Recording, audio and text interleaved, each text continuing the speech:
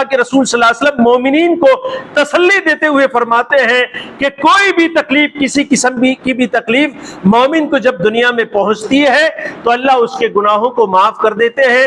یہاں مختلف الفاظ کا استعمال آپ نے کیا ہے۔ پہلے آپ فرماتے ہیں من نصب ولا وصب، نصب کہتے ہیں کسی کام کے کرنے سے جسم پر جو تھکاوٹ پہنچتی ہے، اس کو تھکان کو اور تھکاوٹ کو عربی میں نصب کہتے ہیں۔ اور تھکاوٹ ایک ایسی چیز ہے کہ وقتی طور پر وہ تھکاوٹ ہوتی ہے، تھوڑی سی راحت اور آرام کے بعد وہ تھکاوٹ دور بھی ہو جاتی ہے۔ تو یہ ایسی بیماری یا ایسی تکلیف جو وقتی طور پر ہو اور پھر دور ہو جائے، اسے نصب کہتے ہیں۔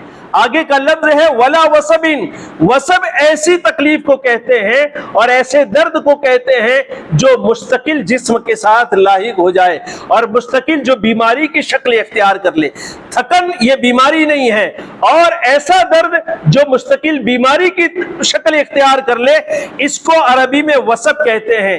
یہ دونوں قریب قریب معنی ہیں اور دونوں کے لیے الگ الگ الفاظ یہ عربی زبان میں استعمال ہوتے ہیں۔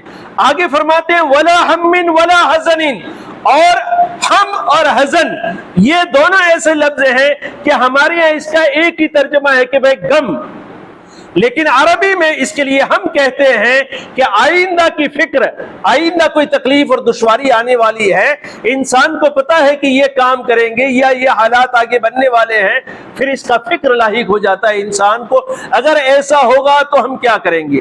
ولا حزن، حزن مافوت، گزشتہ جو ہو چکا ہے اس پر افسوس اور اس کا غم انسان کو جو ہوتا ہے، اس کو عربی میں حزن کہتے ہیں۔ اگر کوئی محبوب چیز ضائع ہو گئی، کوئی یعنی آپس میں دو دوستوں کی جوڑی تھی، الگ ہو گئے دو دوست، اس پر غم ہوتا ہے۔ میاں بیوی میں آپس میں محبت تھی، کسی وجہ سے ان میں جدائی ہو گئی یا ان میں سے ایک کا انتقال ہو گیا، ایک فوت ہو گیا، اس پر انسان کو غم لاحق ہوتا ہے۔ تو جو تکلیف گزر چکی ہے اس پر جو غم لاحق ہوتا ہے اس کو حزن کہتے ہیں، اور ہم کہتے ہیں آئندہ جو آنے والی تکلیف ہے اس کا جو فکر دل و دماغ پر سوار ہو اس کو ہم کہتے ہیں۔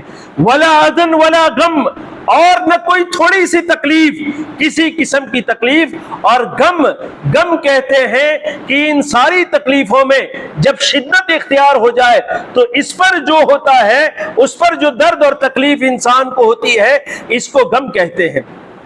آگے اللہ کے رسول صلی اللہ علیہ وسلم فرماتے ہیں حتی الشوکۃ یشاقھا، اگر راستہ چلتے ہوئے کانٹا بھی اسے چوب جائے، یعنی ادنا تکلیف جو فوراً دور ہو جاتی ہے۔ بسا اوقات ایسا ہوتا ہے کہ آدمی راستہ چلتے ہوئے اسے کانٹا چوبا، فوراً وہ بیٹھا اور کانٹا نکال دیا، تکلیف دور ہو گئی۔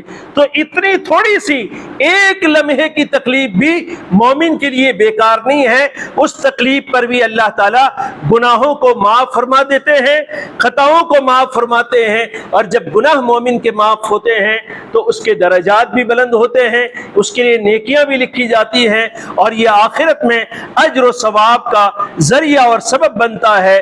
تو اس حدیث پاک میں مومن کے لیے ایک بشارت دی گئی ہے۔ اللہ تعالیٰ شانہ ہمیں ان باتوں کو اچھی طرح سمجھنے کی اور اپنی تکالیف اور مصیبتوں کے وقت ان حدیثوں کو یاد کر کے اللہ سے اجر و ثواب کی امید کرنے کی توفیق عطا فرماوے۔